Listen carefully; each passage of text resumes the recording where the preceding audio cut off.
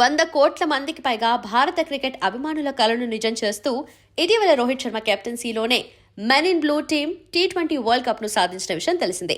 17 ఏళ్ల తర్వాత భారత జట్టు రెండోసారి టీ20 వరల్డ్ కప్ గెలవడంతో ప్రతి భారతీయుడి హృదయం ఉప్పొంగింది.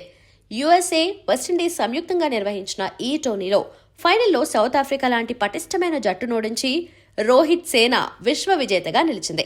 అయితే ఇంత అద్భుతమైన విజయం సాధించి ప్రపంచ ఛాంపియన్లుగా నిలిచిన భారత జట్టుకు బీసీసీఐ భారీ నజరానాను ప్రకటించిన విషయం తెలిసిందే.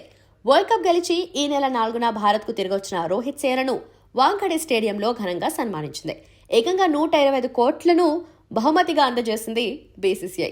అయితే ఈ భారీ మొత్తంలో టీమిండియా కెప్టెన్ రోహిత్ శర్మకు, అలాగే head coach Rahul Dravid, star batter Virat కోహ్లీకి ఎంత వాటా వచ్చిందో ఇప్పుడు తెలుసుకుందాం. మొత్తం 125 కోట్లలో జట్టులోని 15 మంది ఆటగాళ్లకు 5 కోట్ల చొప్పున ఇవ్వనున్నారు. అలాగే హెడ్ కోచ్ రాహుల్ ద్రావిడ్ కు సైతం ఆటగాళ్లతో సమానంగా 5 కోట్లు ఇవ్వనున్నారు.